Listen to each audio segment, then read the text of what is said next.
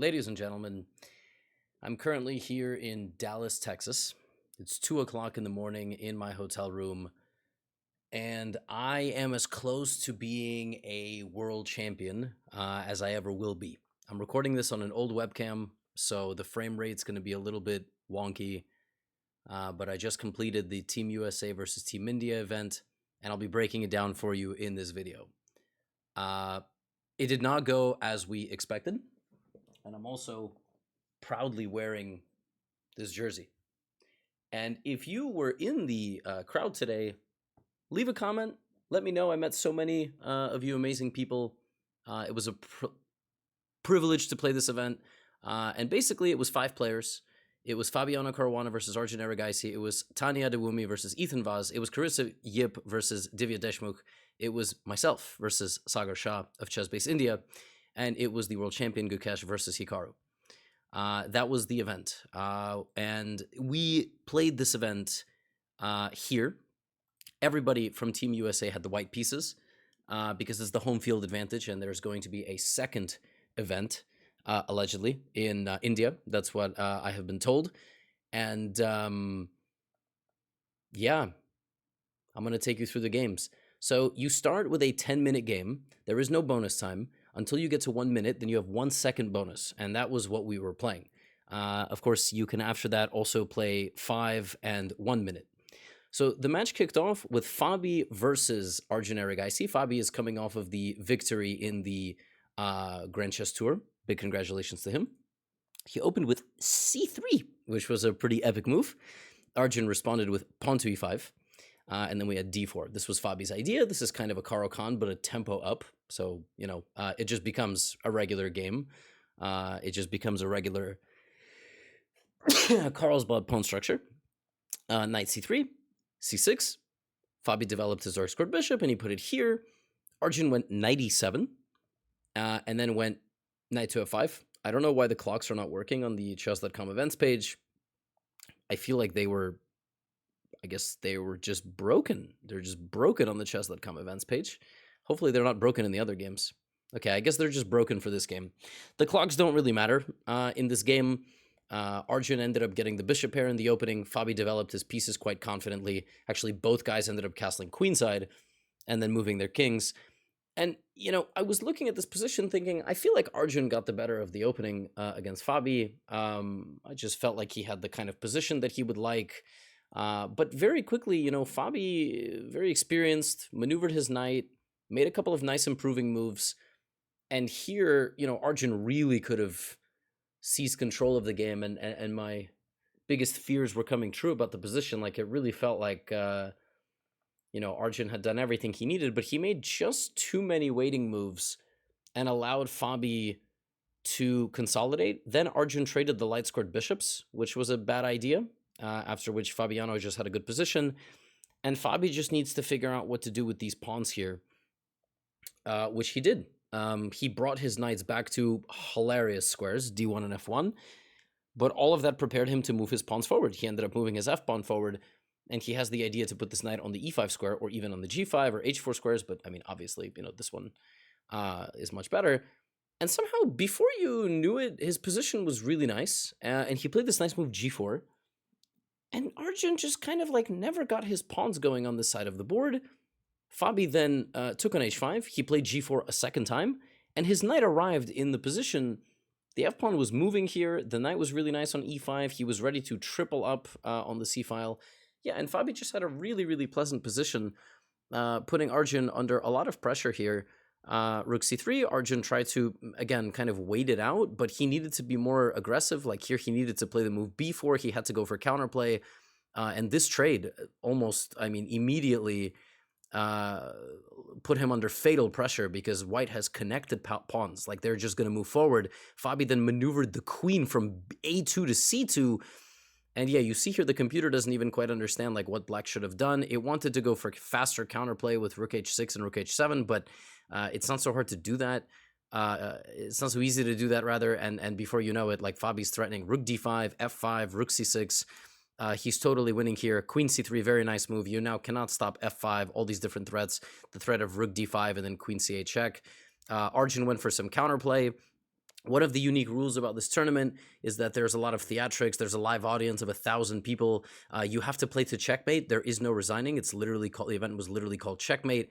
And ultimately, Arjun played a couple more moves, but Fabi played queen c6, queen b6, and rook c8 checkmate, and won the first game. You know, he really won a very nice game to get things going for Team USA. This gave us a huge boost of confidence. And keep in mind, we're all playing in order, so it's a little bit weird because, you know, in a best of 5, 3 out of 5 wins, but if the first 3 are won, you don't usually play the 4th and the 5th. But here we're playing every single game. So, you know, obviously there was, it was a lot of questions like who's gonna win, who's not gonna win. What's the score gonna be? You know, there's a legitimate chance the event is 2-1 when I play Sagar. You know, 2 wins and 1. There's no draws allowed. So, you know, it's going to be 2-1 and Sagar and I are going to be the championship game. This was the game of the tournament. Like, for sure, this game was incredible. Tani Adewumi, he's 15 years old, really, really strong. Ethan Vaz, I think, is 14, and also really good. This is his rapid rating, I think. It's not even his, his classical or whatever. Okay, it looks like the clocks just didn't work, period. Okay. Well, then if the clocks didn't work, period, we're just going to, this was another Queen's Gambit declined. It was a structural battle, but both guys were very nervous. Both of them, like, Ethan sat down and his heart rate was like 170, which was kind of crazy. From the opening, we were all kind of like watching Tani play, and we didn't quite like how he was maneuvering his pieces. We felt like Ethan definitely was playing much more on intuition. Right here, I thought Black's best move was pawn to g5. Just, seizing the initiative, because then the knight has to go back. And even here, I thought the best move for Black was pawn to g5 and then pawn to g4. Ethan played a little bit too timidly, which, given the stakes and the fact that there's 1,000 screaming fans, like, totally makes sense. Yeah, but before you know it, this game got completely crazy. Rook takes b4 was played by Tani, and then Ethan launched an attack finally with g5, but Tani got the knight to d3 instead of being forced to go to the e2 square. Ethan went pawn to g4. And here, White can just take this pawn. Like, White does not have to acknowledge the attack whatsoever. But Tani went here. Ethan just continued firing away on this side of the board. Right here, we were just expecting a repetition. We were expecting knight g7, not queen g4, queen f4, followed by knight h5 draw. But the boys had other plans. Ethan sacrificed his rook on e5. And then Tani went in with check, and I mean, Tani's trying to hunt the king out, and then Ethan takes this pawn, and the position's completely equal, but they both have like 2 minutes to play this with no bonus time. Tani goes for the king. Ethan is also going for the king, by the way. He's just defending his own king. Tani gave him a check, sacrificed a pawn to like hunt the king forward, and then Ethan went here. And king f5 is actually still okay, but the position is extremely complicated, and he finally made a mistake. And I mean, with your king walking out in the open like this, like, I mean, and for Tani, he played really maturely. Like, he brought his rook back, and he was like defending the 4th rank. And, Black is a move away from setting up fatal problems for the White king. But Tani zipped in. He played queen h6, and before you know it, I mean, like, Black is just losing. I mean, it's like impossible to defend the position. He went rook e6, and you simply take. And anything that takes the rook, it's losing. If this, rook c5, queen e6, very methodical. But this game was not without drama, as Tani, in this position, ran his pawn and sacrificed his bishop, and he was completely winning, but he needed to fight off 2 knights with a queen, which he managed to do, but my god, this was stressful. I mean, I really thought he was going to blunder something. He ended up losing a pawn, but he picked up the material, and to win against the knight, you have to just box the king backwards, and that's sort of exactly what he did. He just zipped this king around, he gave checks, he would make a move, and then Ethan's king is on the back rank, and this is checkmate. Just an epic game, 90-move game from Tani, and I mean, at this point, it's 2-0. So at this point, I'm breathing a sigh of relief, because I was really worried my game would be the championship game, but in favor of Team India. I was very concerned that, like, I would be down 2-1, and I would have to be the last hope for the United States, and that's a very stressful situation to be in. I would much rather be winning 2-1 with a chance against Sagar, to put it away. And, next was Carissa versus Divya. And, we're sitting down, we're like, what's Divya going to play? We actually expected she was going to play Sicilian. We even expected this position, but we were prepping something with Carissa, and then she ended up just playing a regular Sicilian. But then disaster happened. Bishop b4 was played, and here, Black plays this move in order to take this knight. You take the knight now, you damage white's pawn structure. What you don't do is castle, because that allows white to take on c6 and push the e-pawn and try to get the knight to e4, to the e4 square. And already black is under severe pressure. But yeah, it was just quite clear. I mean, Divya also, when she sat down, heart rate was around 160. You know, pawn to e5 came in, and her position from the opening is just positionally lost. Like, it's positionally lost, strategically lost. The knight is going to arrive on the d6 square. Black is under too much pressure. Black really struggles to develop the pieces here. And actually, not only that, your pieces all get stranded, and then Carissa went bishop to d8, and that is a pretty nasty move. The knight is completely stuck. a3 is also trapping this bishop, and within the first 15 moves, Divya Deshmukh is just down a piece. And I remember looking at this game in disbelief, because that means that if Carissa wins this game, we literally win the match in the first 3 rounds. And that really sucks. I mean, like, I didn't want that to happen. You know, I wanted my game and Hikaru's game to mean something. And obviously they still were fun, and it was a spectacle, and people there were like having a great time, but it would have, you know, it's nice to play with stakes, and I was ready to train my nervous system and play with stakes. And there was a brief moment in this game. I thought, you know, Carissa might be trying to, you know, maybe not win the game. She, like, really, I mean, even here, like, I would have just taken the bishop and then put the rook behind the pawn and just tried to, like, you know, promote. She made it slightly more dramatic, but Divya the entire time had like a minute on the clock, and she was very low on time. And even at the end, it was a little bit dicey. But in this position, Divya actually flagged. She lost on time. She played rook a1, but she lost on time before the move was made. She didn't have enough time already. She was very, very low on time. And we won the match. We won the match. And I still had to play. And it was very cool, you know. I went there to the stage, and you know, even before the match started, I did not know what I was going to play against Sagar. I anticipated he would have prepared all my, you know, d4. I like my Trumpowski. I like my London. I could have played a Jobava London. You know, c4, b3, something like this. And then I decided with Hikaru that, you know, because we won and I want to do something a little bit more fun and goofy, that I played the bird. And I had a feeling, because Sagar is a very positional player, a very strategic player, he was going to play d5. That's actually exactly what he played. And the thing is, look, if you read online forums, people thought I was a huge favorite in this match. They were like, oh, Sagar's not playing that much and all this stuff. And I mean, people thought I was going to get destroyed by Pia Kramling. Like, if you read Reddit or you read the YouTube comments or something, like, you really, I mean, people don't get it. Like, they kind of don't understand if they've never played chess competitively before and how chess works at the master level. Just because Sagar hasn't played in a while doesn't mean much. I mean, he has 2 GM norms. He's 2450. Like, he's a better chess player than me in many, many ways. I would argue I have skill, you know, certain skills stronger than him, but he has probably more skills stronger than me, and a much better mindset. And, you know, I just wanted, like, to get a game against him, and an interesting one at that. Reacting to this for the first time when you're seeing it, this isn't my bird course, by the way. I have a bird course on Chessly. Super fun opening. I had a feeling he was going to play super solidly, and that's what happened. d4, castles. I went bishop e2, and this is just a very tough position to play with black if you've never seen it before. You have to take on c4, bishop takes, and then you have to go c5. That's what you have to do. And actually, well, more on that later. Sagar went here and then knight e4, but I think this is too much, and this allows me to very quickly get some play on the queen side with queen b3. Then he took my knight, which I think is a mistake, because, you know, he's wasting all this time moving his knight, but he's barreling into my knight. He's driving his horse into a wall, which I don't know if anybody here has ever owned a horse, but I'm pretty sure you shouldn't do that. This helped me because it now helps me develop a bishop, and it helps strengthen his center. My center, not his center. So I was very happy with this. But at the same time, I was like, really in the back of my mind, I was like, I don't, you know, the people paid tickets, you know, they want to see more chess. And what did I do? Well, I decided that I'm not going to go crazy. Like, I'm not going to burn all the bridges and you know, try to win at all costs. And I'll show you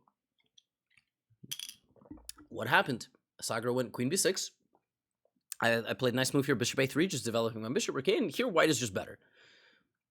I didn't know how much better. I thought white was quite a bit better. The thing is, I have a very good center. I have a nice stonewall structure. I have a very good dark squared bishop. I even thought I can take, play like c4, just play like a very easy game where, I'm just sort of putting pressure. I thought like this knight is kind of clumsy. It's not going to have an easy place to develop. This bishop is very stuck. Like I wanted to go h3, g4 here. And I figured if I played h3, Sagar kind of had to play h5, and I was looking at like knight h4, knight e5, and I went h3 after some thought, and Sagar went h5.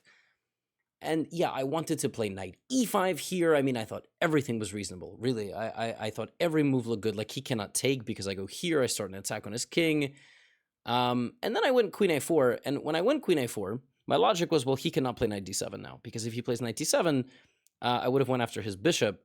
And I thought this position was good for me. The computer's not so convinced. It thinks queen a4 is not a good move. But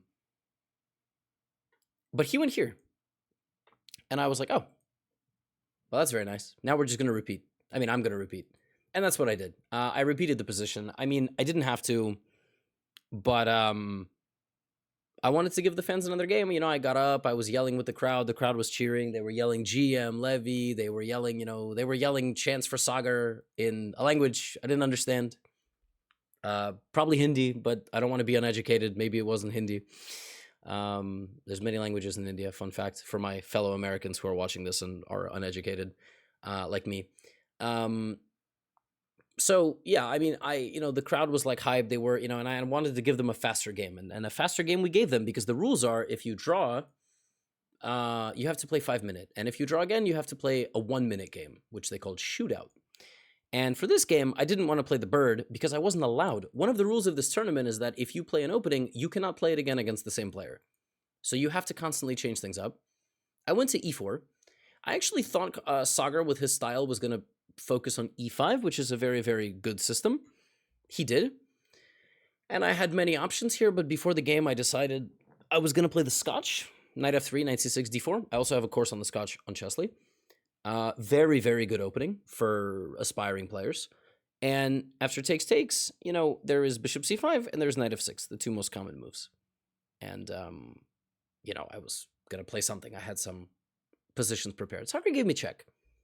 And the idea is to just go back. And this is just kind of an annoying line. Like you help white, but in some ways, like after bishop e3, you go here. And now white kind of committed this pawn already.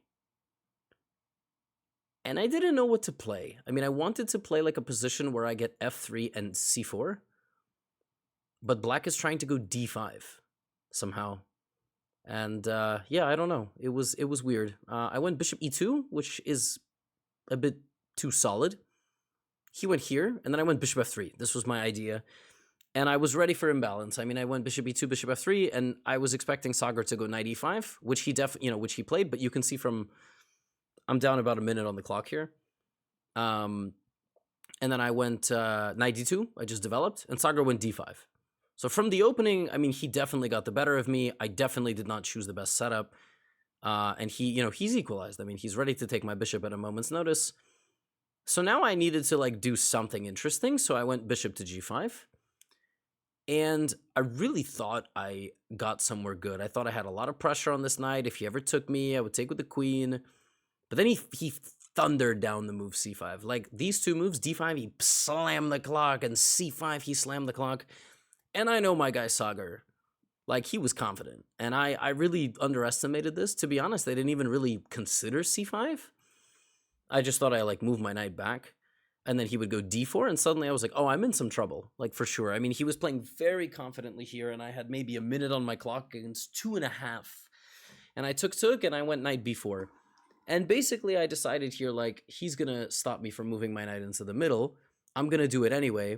He's going to trade and probably take my bishop, and so I deliberately went for the following sequence, which is knight to d5, losing my pawn in the center, taking with the knight, and voluntarily entering this position. And just putting my queen here. And I had maybe 50 seconds here. Sagar had maybe slightly more time. We have 1 second bonus once we get under a minute. But I figured low time, weakness, weak king maybe. I have a knight, which in time trouble is a huge problem. He went here. I don't know why I played this move. I mean, it's a stupid move. I should move my other rook, but okay, I had 26 seconds here, actually. When I played this move, I had 23 seconds on the clock. Sagar maybe had a minute, then I went like b3. And yeah, like I figured that here, Sagar is playing for something, but it's not an easy position. He offered me a queen trade. I went here, he went here, and I was like, oh, we're going to make another draw, and we're going to play shootout. Because, okay, black is better, but making progress here is going to be really tough. And Sagar went here, and I went here, and he went here, and I like kept repeating, and he went queen c6, and I went queen h5, which was a bad move. I mean, I should have, if anything, put my queen on f5, but again, I have like no time here. He offers me another queen trade. I give a check, and then I go here, and I thought here I was like in some trouble for sure. And now we get into a big scramble. He's winning here apparently with bishop c7, which is not findable with this little time on the clock. We traded rooks, and then he went here, which was crazy. Like I was still in defense mode. I completely forgot that his f6 pawn was hanging. I probably had about 5 seconds on the clock here. And, I just saw d3, and I just, without even thinking, I played rook d1, queen f6, and rook e8 is just made. And I remember I played rook d1, and I pressed the clock, and I was like, what the I could have just taken on f6. Like, it was check. Like, what am I doing? I was just laughing at myself. He went rook d8, and then I was like, okay, now I'm taking on f6 with check. But I didn't have like a follow-up, so I just played rook d2. He went here, and now there was some very mild controversy because Sagar played the move d2. He played d2. He pressed the clock. Then he realized the pawn was not centered, and on my time, he adjusted the pawn. And it's a very normal thing to do in a time scramble. I mean, if anything, he was being polite and he didn't want there to be a pawn in the center of like 2 squares. But it's not allowed. And, we had a referee there, and the referee intervened, and he gave me time. We had a time penalty when you do this in a scramble. I gained 15 seconds, although I didn't need it to win the game because Sagar, after the whole thing, just blundered on the next move. He had like maybe 5 seconds left. We both had very little time. Already the position is not easy for black. I mean, I feel like the king is weak and d2 is potential target.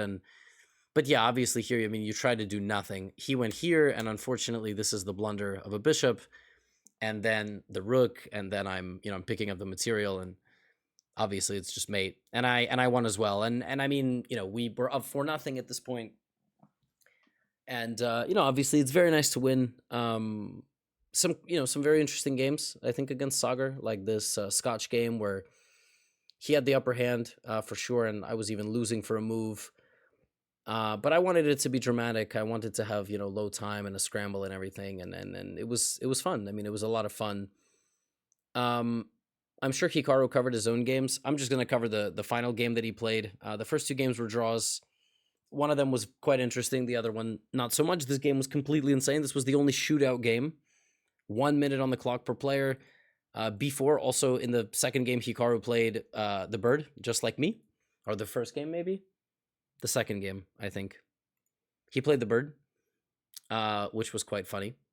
The first game, he played e4. And then in the second game, just like me, he played the bird. And then before this game... Sorry, it's 2:30 in the morning. He asked me, like, what should I play? And I said b4. So he played b4. And, Gukesh, 1 minute on the clock, has to choose a solid setup. But he did not get a good position from the opening. I mean, Hikaru played like this, and yeah, Gukesh played a little too solidly, and suddenly was just getting absolutely rolled on the queen side. And then he took this, which is a mistake. You're not supposed to trade that pawn. And I mean, from the opening, Hikaru was just crushing. Like, he had a completely, dominant pawn on c6. The knight went here, and, Hikaru chose a wrong plan. He went rook c1, and then he went back, which was way too slow. But I'm not really sure what he was supposed to do. I mean, yeah, I guess he should go queen e2 and e4. That's what the computer wants, or some sort of bishop a3 faster. But he let Gukesh consolidate. And not only did Gukesh consolidate, he just straight up ripped apart the queen side. And yeah, he was up on time, and soon he was also up a pawn. And soon he was also up a second pawn. Like, he took the pawn on c6. And I remember I was talking to Fabiano at this point, And, Hikaru maybe had 5 seconds and Gukesh had like 15. And I was thinking to myself, like, I think Hikaru is going to win this game. I really, really, truly feel like this man is going to find a way to, like, make a threat, take a pawn, and then activate this bishop and, like, checkmate Gukesh with the bishop. That's what happened. He won this pawn. Like, Hikaru is the best player I have ever seen to make moves with 3 seconds on the clock that are, like, they're all good moves. He's going for tricks with the dark squared bishop. And, Gukesh goes here, and, like, suddenly Hikaru, like, has a completely monster bishop. And here, already, like, I'm thinking rook d5. Like, rook takes d5, pawn takes d5, and queen f6. Like, I just thought already is just winning on the spot. Hikaru went here, which was not the best move. He actually blundered in this position, which is kind of crazy. Like, I remember even I was, like, sacrifice the rook. It's, like, the thing I'm known for. And then Gukesh allowed a sacrifice in this position. Rook d5, pawn d5, queen f6, and now black has to sacrifice material, and Hikaru just sends the game to an endgame. What's crazy is rook e4 was winning for, I mean, both guys had, like, no time here, and Hikaru went here, queen f6, and queen d8 is mate. So Hikaru played the mate, and then he got up from the board, he picked up Gukesh's king, and he threw it into the crowd. 5-0, pretty crazy. And obviously, like I said, I mean, it wasn't anything we expected. When I found out I was the 4th game, I expected the score to be 2-1. And I was not nervous. I mean, I was just looking forward. Like, it's an exhibition, it's, you can talk, you have open mic, it's trying to, the whole point of this event was to put on a chess event for 1,000 people in a unique modern way, like the way sport is supposed to be played, with emotion, with drama. And when we won out of the gate, it was kind of like, okay, well, I still put on a show. I mean, I was playing to the crowd. I was interacting with them. When they were cheering for Sagar, I was trying to, get them more hyped up and everything. But now there's a clip going around that, of Hikaru throwing the king.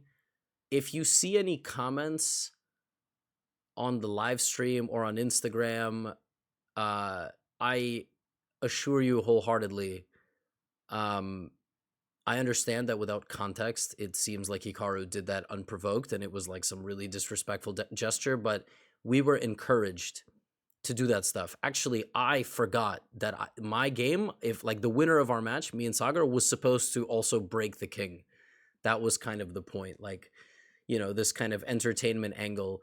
And the last person, if it was 2-2 and they won, was supposed to throw the king into the crowd. I don't know if Gukesh would have done that, but Hikaru decided to do it.